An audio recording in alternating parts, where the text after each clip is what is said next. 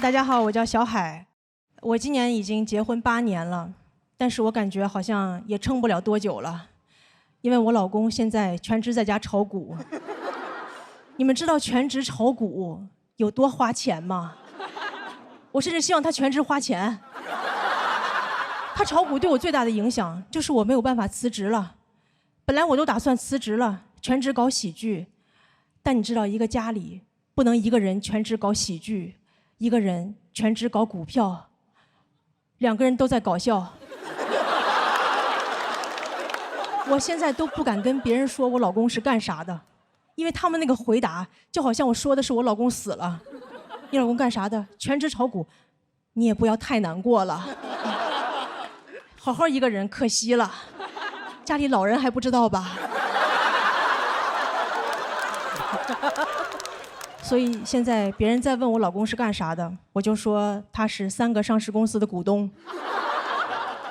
不过他现在也没闲着，他现在开始搞一些副业，他现在开始写小说了，已经写了10万字，还成了签约作者。那天我看了一下，每天收入还挺高，每天能挣5毛6。朋友们，我老公还没我余额宝挣得多。日薪5毛6，月薪16块8，就他这个工资，都买不起爱奇艺的会员。以前他看不起我说脱口秀，现在是真看不起了。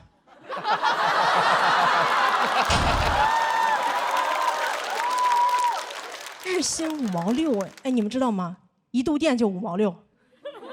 他每天吭哧吭哧写半天，还得用2度电。每天用2度电挣1度电钱。这个梗是他给我的，我给他转了200，够他干1年的。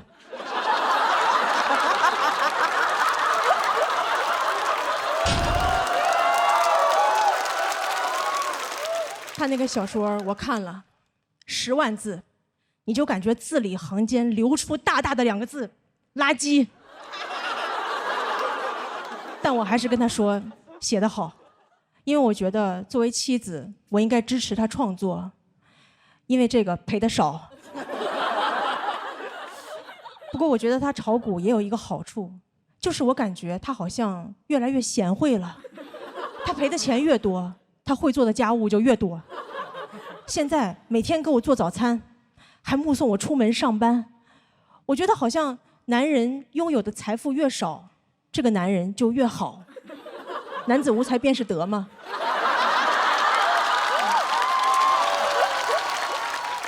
我觉得咱们这个股市啊，就是好男人的生产线，好女人的加油站。真的，姐妹们，以后你们找对象不用上什么约会软件，你就上同花顺。一个渣男都没有呀！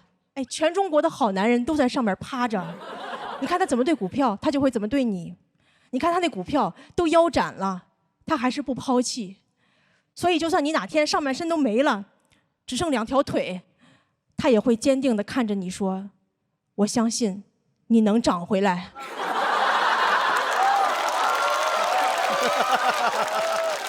你看讲这，谢谢大家，我小海。大家好，我叫小海。我已经结婚8年了。之前有一阵儿我跟我老公是异地。其实我觉得异地婚特别好，真的。今天如果有没结婚的朋友，我跟你们说，结婚就要结异地婚。真的，下次我还结异地婚。真的，之前还总有人很担心我，跟我说：“你这样时间长了，你不担心你会离婚吗？”我说：“离婚不就是为了过上我这样的生活吗？就你不用离婚，你就能享受到离婚的自由。”真的，姐妹们，一个人住真的太爽了。你再也不用每天回家看到一个人，他在家不是躺着就是坐着，根本不会直立行走。你说他是不是不是人呢？不光是我觉得我老公他也过上了所有已婚男人最羡慕的生活，有婚姻没老婆。就你不用失去你1半的财产，就可以轻松的失去你的另一半。他一个人过得也很爽。再也没有一个人夏天睡觉不管多热，永远都不让他开空调，而且还会让他做一件人类永远做不到的事儿：你别热。再也没有一个人天天催他洗澡，一回家就跟他说：“哟，咱们家怎么这么臭啊？什么东西坏了？是你吗？”他一个人过得也很爽，他根本就不想离婚。就算是我跟他说我们离婚吧，他都会跟我说：“离婚证不就是一张纸吗？为什么非要看中那张纸？最重要的不是咱俩的感情吗？只要咱俩的感情足够淡，离不离婚又有什么差别呢？”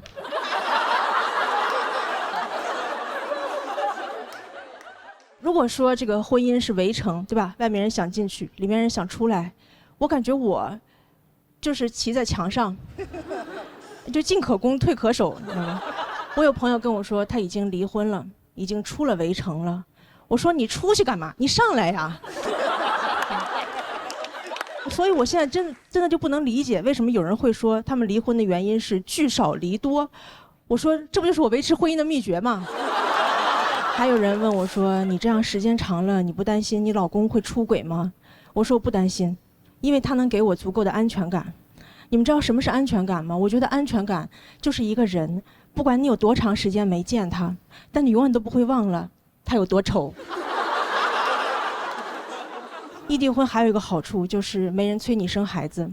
之前我老公也总是催我生孩子，他跟我说：“你生个孩子吧，我真的很想当爸爸。”我说：“我也想当爸爸。”因为我觉得当妈妈比当爸爸难多了。当妈妈往往就意味着牺牲。你看，你要当一个好母亲，你要像那个孟母三迁、岳母刺字，你要成为烛光里的妈妈。但你要当一个好父亲，你只需要买几个橘子。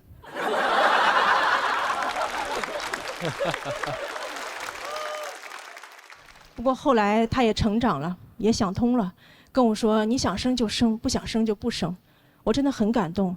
那一刻我才发现，原来他真的连橘子都懒得买呀。谢谢大家，我小海。大家好，我叫小海。谢谢。最近节目组给我们准备衣服啊，我发现很多衣服我都不敢穿，比如说我就不敢穿短裙，因为我害怕别人说我腿粗。其实也没多粗，就是不细。我可以给你们看一下。你没看清，你们再看一下。对。你们很善良，好 ，OK。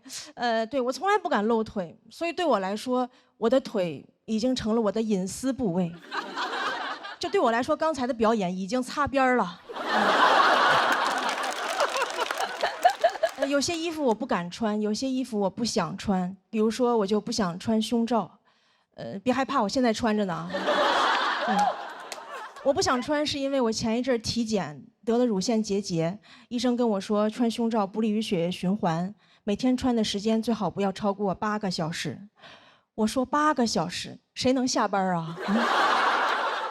我不可能上着班儿。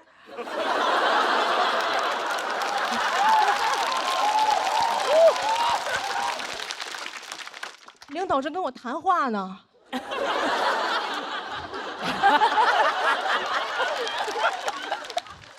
我说，哟，8小时了，我的胸罩下班了。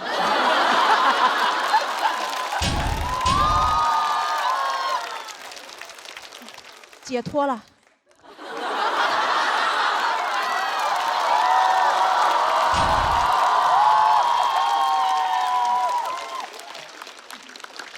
而且夏天穿也很热，对吧？女生知道，几乎所有内衣里边都有一层厚厚的海绵。我夏天出门换衣服的时候，我都觉得有点对不起我的胸，我都想跟他们说，胸大胸二啊。难为你们了，今天外边太热了，来把棉袄穿上吧。除了很热，也很麻烦，有时候晚上出去扔垃圾都得穿胸罩。有一次我觉得真的很麻烦，所以我就干脆戴了个口罩。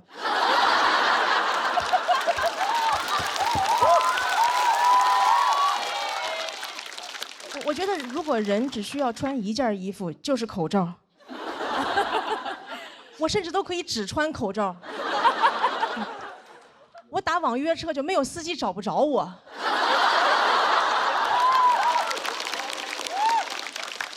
司机说：“你穿的什么衣服呀 ？N95。”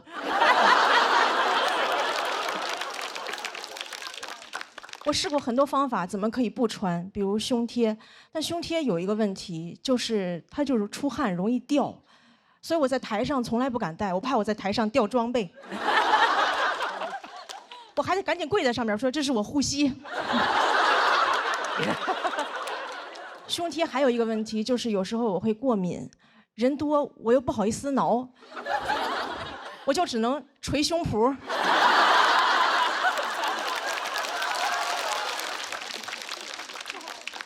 有一次我看中国新说唱，我说 rapper 肯定带了。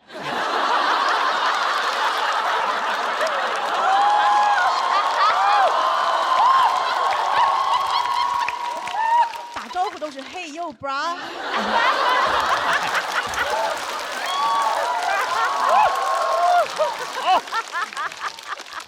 我就特别羡慕有人敢不穿。我之前在网上看到一个女生没有穿，我很佩服她的勇气。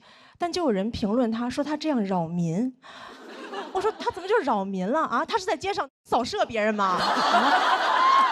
如果你觉得他扰民的话，你可以报警，对吧？你说警察这里有人扰民，警察说有噪音吗？什么噪音？是我脑子里肮脏的想法。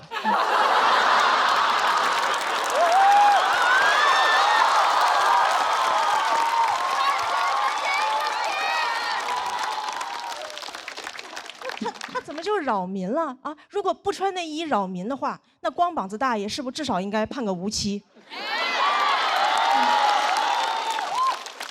同样都是不穿，你为啥不去评论一下光膀子大爷？好看，爱看，想谈。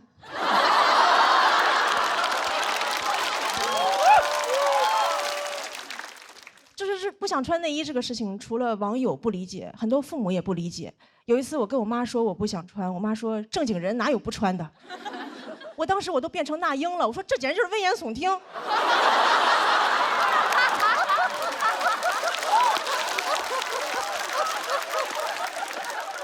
我妈还跟我说穿内衣有好处，她说穿内衣是为了保护女性安全。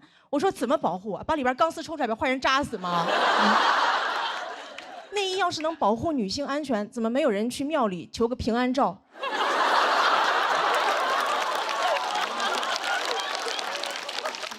送给朋友说特意给你求了个祭照杯，保佑你逢凶化吉。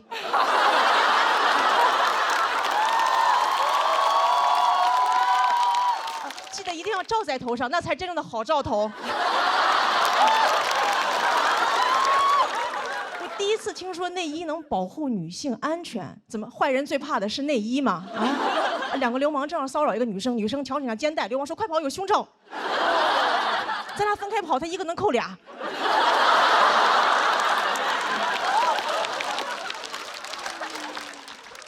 我妈还跟我说穿内衣有好处，可以防止下垂。她说你看内衣广告说了，我们这个可以防止下垂，能够对抗重力。我说对抗重力，这么厉害的科技咋不用来发射火箭？回头采访马斯克说您登陆火星的秘密是什么？维多利亚的秘密。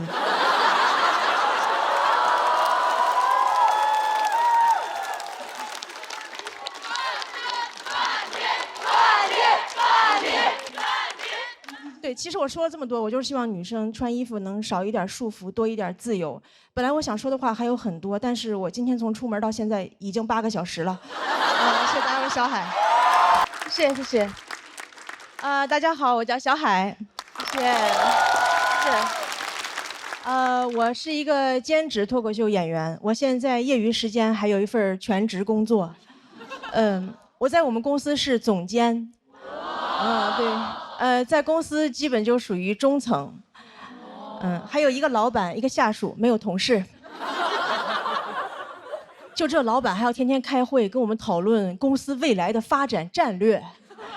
公司一共3个人，啥战略？一会儿排成人字，一会儿排成一字。我们公司真的特别小，有多小呢？我们租那个写字楼以前是个酒店。我们公司就是个标间儿。而且他该有的没有，不该有的却有很多。我们公司没有打印机，却有一个浴缸，浴缸里还堆了很多杂物，什么吃的喝的。有一天客户来了，老板当着他面跟我说：“你去浴缸里给客户拿点水。”前2天我下属还辞职了，我们公司连群都没有了。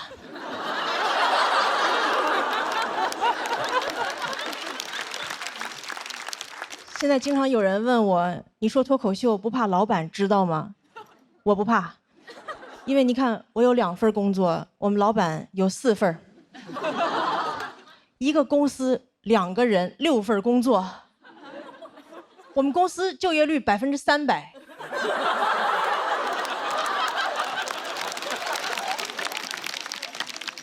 你要想实现就业率100%，还得雇4个街溜子。我们公司就我一个全职员工嘛，前2天老板又雇了个兼职，是兼职 CEO。听说过吗？兼职 CEO。你们哪个公司 CEO 年薪是日结的？平时我都不太敢给他打电话，因为害怕他还有什么别的兼职。我怕我打电话我说老板有个文件需要您签字，老板说一会儿签，等我送完这单。不光公司奇葩，老板还经常跟我提很多奇葩的要求。哎，你们能相信吗？前2天我老板让我值日。我说值日是不是应该轮流值日？我没见过谁一个人值日，一个人那就不叫值日，一个人那就叫保洁。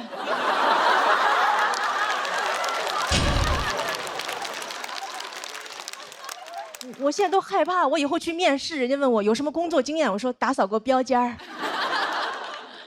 就经常跟我提很多奇葩的要求。前2天又跟我说，你以后每个月要读1本书。哎，你们发现没有？老板只有在这种没有用的事上跟你提的要求才特别清晰，正经工作上的事根本就说不清到底让你干啥。你看每个月读1本书，非常清晰可量化，然后一到工作就跟你说把这个弄一下，把这个弄一下啊。朋友们，你真的很难听到人类说一句话主谓宾都不知道是啥。把这个弄一下，谁弄一下？把哪个弄一下？什么叫弄一下啊？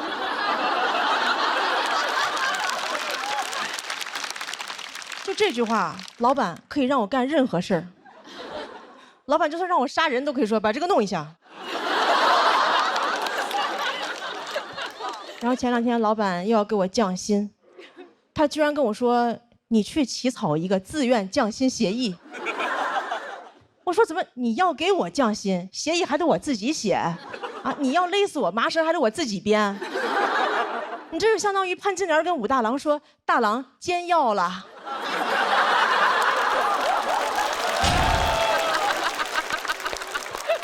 而且什么叫自愿降薪啊？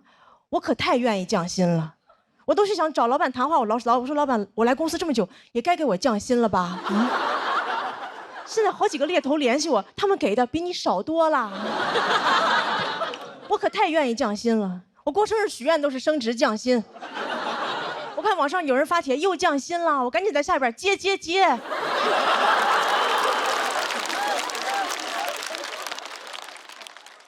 然后前2天老板又要给我降薪，这一次他居然要给我转成兼职。我说我不缺兼职。然后他跟我说了一句话，我才知道什么是真正的霸道总裁。他跟我说，虽然我给你转成了兼职，但我希望你不要有别的工作。我说怎么，您还要给共享单车上锁啊？不过降薪也有一个好处，我发现老板跟我说话都客气了很多。以前老板就是跟我说你这个不行，现在跟我说你这个不行哈。我说那不行的话，那你把这个弄一下。哎呀，但是我也没有其他的办法。老板给我降薪，我就只能把老板写成段子。老板给我降薪，我就给你们带来欢笑，这就是降本增效。谢谢大家，我是小海，谢谢大家。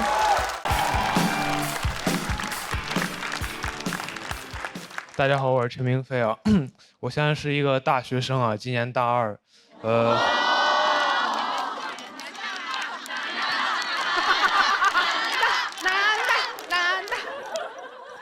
现在心情怎么说呢？就是马上有期末考试了。我念的是中文系啊。我发现有时候我很难跟人解释说我们这个专业它究竟在学什么。就有一次我印象很深刻，我坐火车上学嘛，路上很无聊，有一个阿姨就说：“小伙子，你大学学什么的呀？”我说：“阿姨，我学中文的。”阿姨说：“那你学的挺快呀。”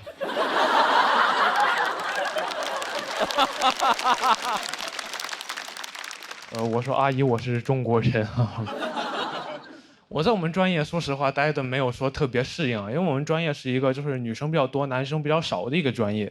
我记得有一次我参加学校举行那种跳长绳比赛，进了我们队的微信群，发现就好像只有我一个男生。那天体委在群里说的是老婆们集合了。我说这儿还有一个人类呢。体委可能没反应过来啊，说别人都没意见，怎么就你有意见？但后来那天活动现场，他发现确实是有一个男生啊，所以那天我们夺冠之后，他发的朋友圈里就表现了对我的尊重。他说我和老婆们和陈明飞取得了冠军。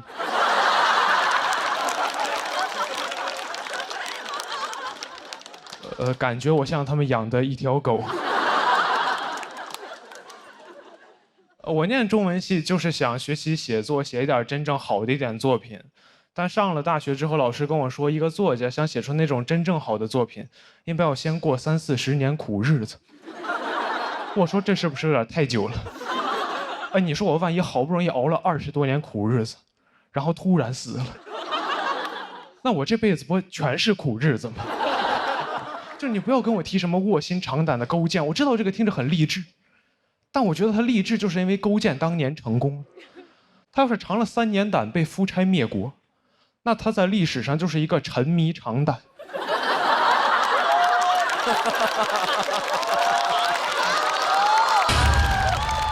导致亡国的变态了。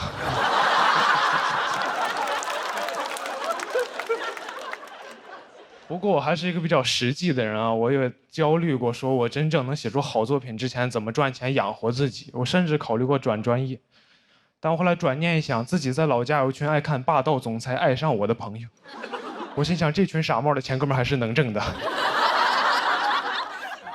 一个作家这么一个几千年的行业，它能有什么问题呢？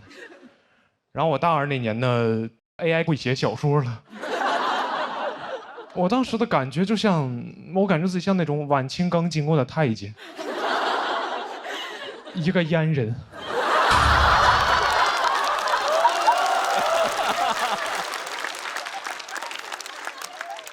就是我准备工作刚做完，发现行业消失了。我当时感觉自己被时代所欺骗了，因为我印象很深刻，我报志愿那会儿，全网都在告诉我，文艺就是人类面对 AI 的最后一道防线。我说怎么2年就被打爆了？你 AI 用的不是 C 语言吗？怎么先把汉语言取代了？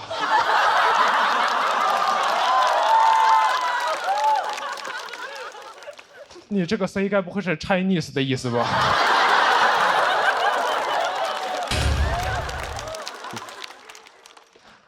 我很痛苦啊！我去问做 AI 的朋友，我说你跟我说实话就行，我们做这种行业会不会被 AI 取代掉？我朋友跟我说以后说不好，但现在不会，因为 AI 刚开始学写作，它短期内比不上你。我说这怎么可能安慰到我？我也刚开始学写作呀。我跟 AI 同时开始，你猜我俩谁学得快一点？该不会是我吧？很难受啊！我去年年底参加了一个大学生的短诗创作比赛，发现有个赛道已经叫 AI 赛道了，要求我们的作品展现出那种人机协同的美感。我说人机协同，我小时候不是管这玩意儿叫作弊吗？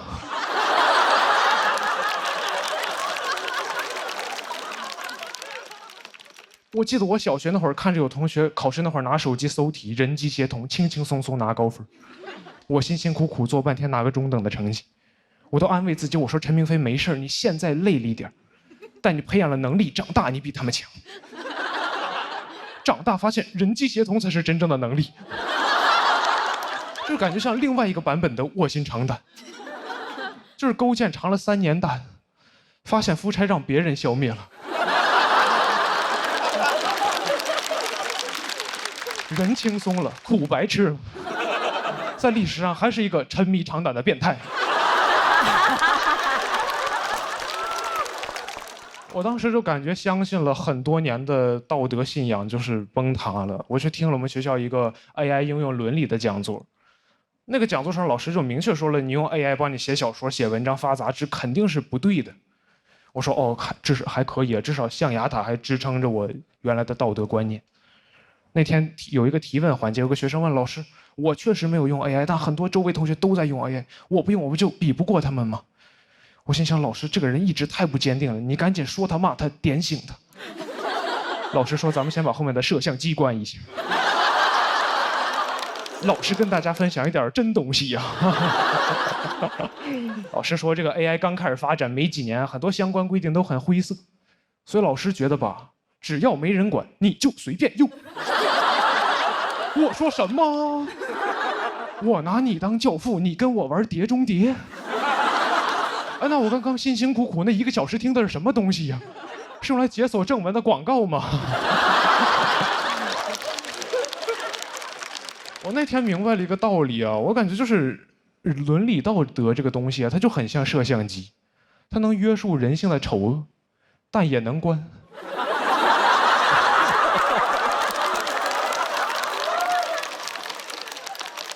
我现在感觉自己就是，我明白 AI 是好东西，我知道它是时代在进步，科技在发展，历史的车轮滚滚向前，但我不在车上。我感觉我像那种电车难题里被捆在铁轨上的那个胖子，就只不过时代的电车不会遇到难题，就可能有列车员通过监控看到说列车长前面好像有点人，咱要不要停下来等等他？列车长说就那么几个人，你把摄像机关上不就好了吗？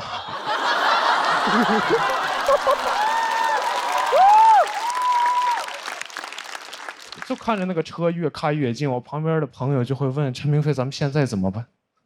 我说：“我自横刀向天笑，去留肝胆两昆仑。”他说：“那我先上车了。”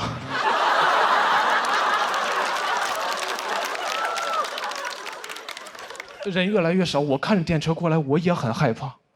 我就躺在那儿，我说等等，这儿还有个人类呢。他说别人都没意见，怎么就你有意见？谢谢大家。好，大家好，我是二维码啊。我有一个儿子，5岁了，最近不太喜欢他，因为他非常的肥胖，咱也不知道为什么。啊，你们挺道德感挺差，你们啊。哎，我这样想啊，朋友们，不是我胖，我儿子就活该得胖。我胖是因为我有不良的饮食习惯，而我对我儿子的饲养非常的科学。他上幼儿园之后就住在我妈家，周一早上起来，我妈给他做好了早饭，他吃完了早饭送去了幼儿园，我就知道了这个人呢得吃早饭。到我单独带他，我就带他出去吃早饭，我每次都确保他吃的一口都再也吃不进去了，把他送进幼儿。哎，我觉得我是一个就是有责任感的父亲。我这样做2年多的时间，最近他上幼儿园大班了，我偶然的得知他们幼儿园呀有早饭。我说完了，你知道你做的多可怕的事情吗？当一个人从3岁开始每天吃了早饭就去幼儿园，到了幼儿园就吃早饭，就会在他脑海中种下一个坚定看法，说这个人呢就得吃2顿早饭。当你有了一个儿子，你就会发现事儿太多。那天我回家，我发现我儿子在幼儿园让人打了一顿，这是很多男人不能接受的事情，这是他们人生的底线，但是我可以接受，因为我觉得我儿子嘛，他毕竟不是我本人。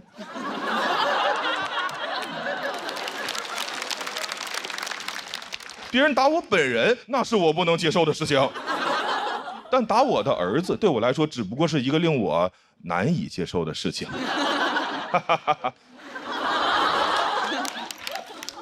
我花费了一些时间接受了下来。我说那明天我送你去幼儿园吧，你别让人打一顿，你不敢上幼儿园。他说明天不用上幼儿园了，因为老师说他受伤了，得在家里边歇2天。这是我不能接受的事情，这是我人生的底线。我作为一个5岁孩子的父亲，我对他唯一的要求就是给我尽可能多的去上幼儿园。朋友们，世界上为什么会有幼儿园？咱们花那么些钱去雇佣一个机构，当然是让他们去干那些咱们自己不爱干的工作。我要是特别爱带孩子，我儿子能上幼儿园吗？哎，朋友们，而且孩子需要幼儿园吗？孩子需要父母，是父母需要幼儿园。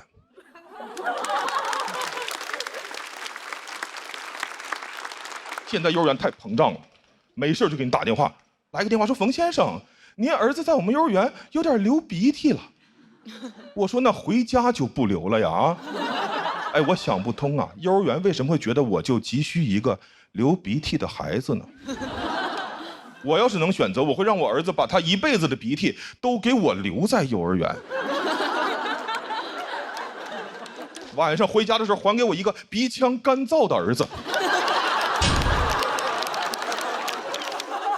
在其他的消费活动中，商户是不敢对咱们如此无礼的。我送一件衣服去干洗，他不可能洗吧给我打电话说冯先生，您这个衣服洗呀丢颗扣子，你快拿回去吧，再洗就没有扣子了啊！不可能，他得把我的扣子找到缝回衣服上，洗好了我拿家来，这是他们收了钱应该提供的服务。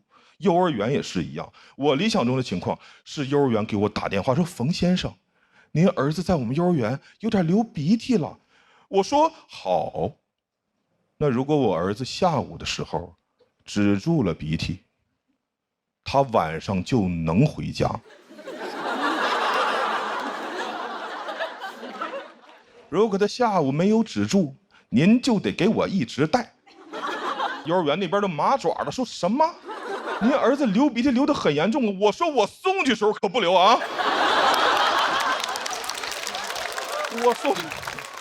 我送去时候是一个好孩子，是你把他玩坏的，你就要负责修理。幼儿园那边还想狡辩，我直接就把电话一按，电话卡拿出来掰了，家里边房子一卖，让幼儿园再也无法得到我的音讯。园长这几年得带着我儿子求医问药，把他恢复正常了。同样的是，就同时间，我在我自己家小区楼下吃完了晚饭，拉着我女儿的手，饭后散步，会偶遇同小区的家长，他们会问我说：“哎，冯先生，您儿子呢？”我说：“我呀，没有这个东西。”谢谢大家，讲到这儿，谢谢大家，我是二维码。大家好，我叫贾德玉，我现在在读博。我在新加坡读博读了很多年，现在已经是第6年了。6年的时间全部投入在一个项目上，最后论文能不能发表也不知道，就感觉读博真的很像赌博。建议大家不要轻易去东南亚做任何事情，校园区域也是一种园区。我的专业是人工智能，就爱听这一声。人工智能和人的智能不一样，因为人工是 man-made， 而人是 woman-made。我妈妈不知道我每天在干什么，我就给她解释嘛。人工智能的其中一个方向是教人工智能学人，并且在一些场景下装人。说完我也觉得挺困惑的，我们人类不是可以直接造人吗？为什么还要先造一个人工智能，再让它装人？人造人不如人造人造人工人。我妈也不理解，她说你读博读了这么多年，就是为了造一个假人。你要是去造人，1年就出来了。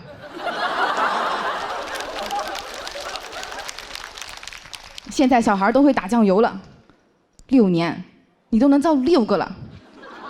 我说妈，咱家应该也不需要这么多酱油吧？而且生产人性价比确实有点低，养孩子6岁就打个酱油，养人工智能就不一样了。DeepSeek 1岁就能做逻辑推理，语数科技的机器人3岁就能上春晚，人工智能从出生那一刻起就可以为我打工赚钱了。反正也没有未成年人工智能保护法。我觉得我的想法这么奇怪，主要的责任在于我妈。用人工智能的话来说，就是我的开发者。有人说我爸也有责任，我爸他只是提供了一点训练数据，而且他的训练数据里面还有许多脏数据。他一次提供几千万条、几百万条，有用的就1条。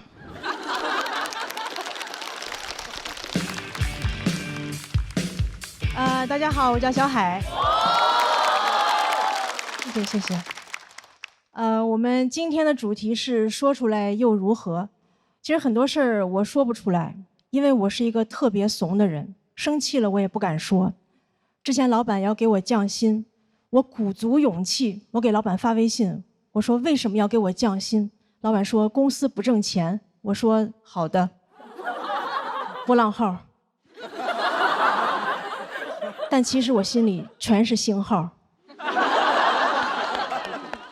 老板还跟我说，你这个人最大的优点就是情绪稳定，但他不知道我最大的优点其实是骂人不出声。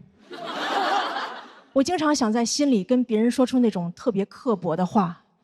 有一次我坐飞机啊，我特别想睡一会儿，但我周围所有的家长都在给孩子上课，我后边家长在教孩子学英语，左边在教飞机原理，前面在教古诗词。我说原来空课的意思是空中课堂。我都感觉我坐的不是航班，这就是个实验班。我坐第1排，给我发饭我都不敢吃，我怕他让我往后传。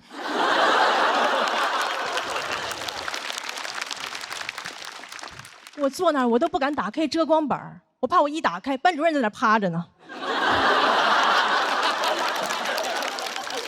然后所有的孩子都在公放pad，我看这些孩子，我觉得他们不应该学知识了，他们应该学学人生的真相。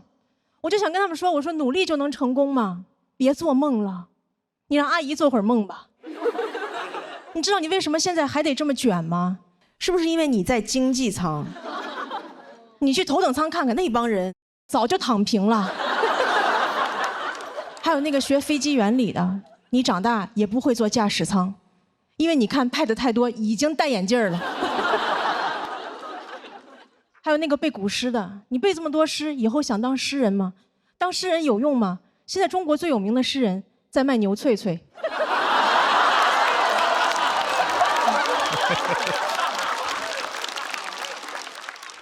所以你们也看出来了，我情绪真的不是很稳定，我只是不想让别人看出来我疯了。但前2天老板看出来了，因为有一天上班我心情不好，没有化妆，老板跟我说，你上班怎么都不化妆呀？我说没钱怎么化妆？没玩过游戏吗？不充值哪来的好皮肤？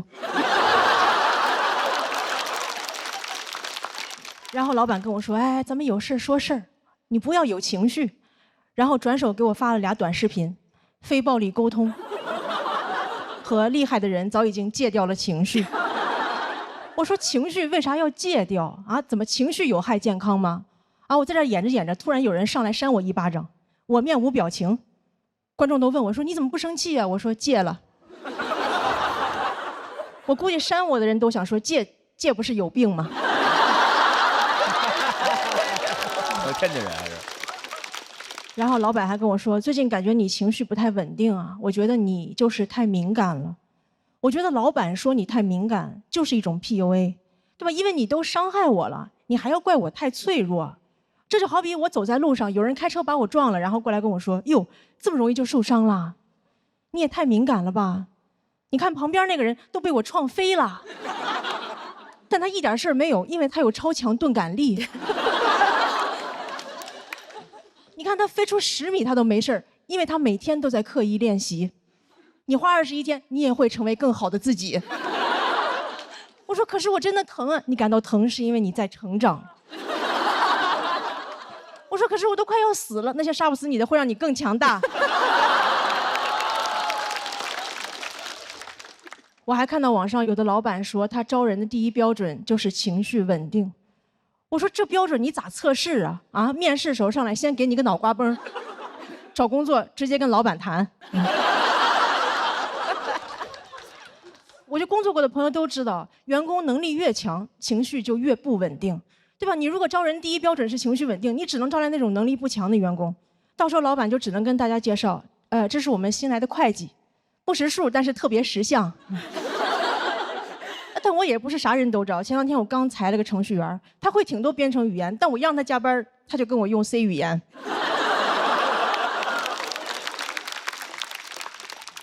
然后前两天老板又要给我降薪，我直接跟他用了一句 C 语言，然后就没有降。我说我学了半天非暴力沟通，原来最有用的居然是暴力。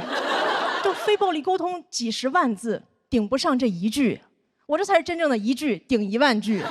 谢谢大伙儿，小海。